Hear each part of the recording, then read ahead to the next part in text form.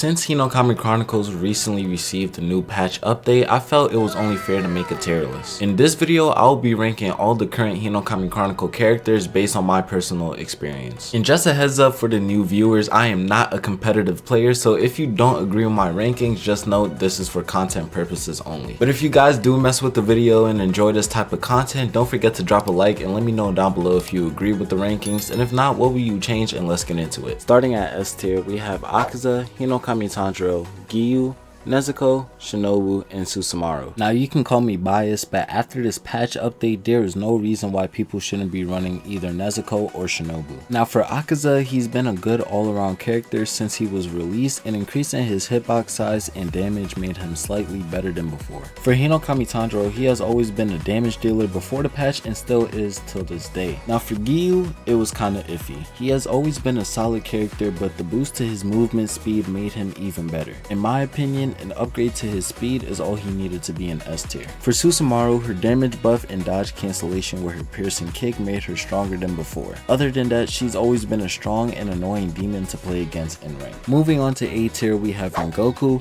Tengen, Advanced Demon Form Nezuko, Eri Inosuke, and Eri Zenitsu. For Rengoku, even though they increased his grab damage, everything else is still the same. The only reason I am ranking him at A tier is because of the amount of damage he can deal in a match. For Tengen, I was close to placing him at S tier, but then I thought about the people who do nothing but spam strength performance the whole time. Now for Advanced Demon Form Nezuko, I will personally put her at S tier, but only if her movement speed was faster. This version of Nezuko does an insane level of damage, but the only downside is that she is just too slow. For Eri Inosuke, he is great for resetting combos and does a decent amount of damage. Not to mention that he is also a decent support on multiple occasions. For Eri Zenitsu, he has great combos that correspond with the damage he can deal in a match. The only flaw that he has is that his grab takes too long to recover if you miss. Now moving on to B tier, we have Enmu, Zenitsu, Inosuke, Sabato, Eri Tanjiro, Water Tanjiro, Urokodaki, and Gyotaro. For Enmu, he's been nerfed after the patch update. I rarely see any Enmu mains, and I think it's because of that one small fact. For Zenitsu, don't get me wrong, he's still a great character, it's just the penalty you receive when you miss a grab. And the same thing goes for Inosuke, he's always been a solid character. The only reason I didn't rank him higher is because his assist is kinda butt. For Sabato, he's been a main for a lot of beginners, including myself. Even though they did a lot of changes to him after the recent patch,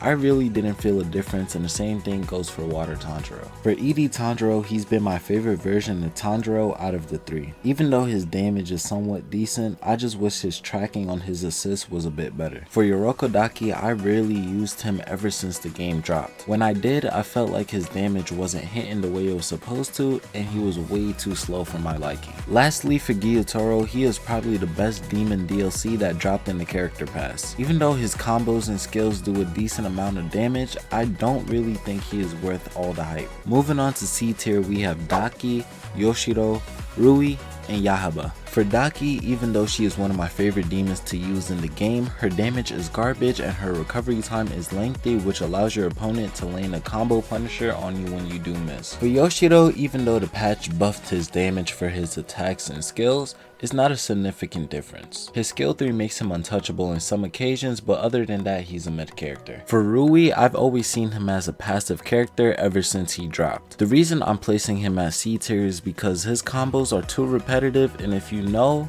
exactly which combo I'm talking about. For Yahaba, he's just trash overall. The only reason I'm placing him at C tier is because his skills do a significant amount of damage if it hits the opponent. Other than that, he's just slow and not very good of a character. Finally, moving on to the last tier, which is D tier, we have Makomo and Murata. For Makomo, even though she received the most changes in the recent patch, she's still a D tier character. She deals less damage than Shinobu, and her special gauge charge is pointless if she can't land her support attack. For Murata, he would have been ranked higher if they did more changes to him, but then again, they couldn't make every character overpowered. Murata is one of those characters you can main if you know how to use him, and it's clear as day that I don't know how to. With all that being said, this completes my version of the Demon Slayer Hinokami Chronicles tier list, and if you guys disagree with any of these rankings, let me know which character it is, and I'll probably do a redemption video in the future. I hope y'all enjoyed, and I will catch y'all on the next one.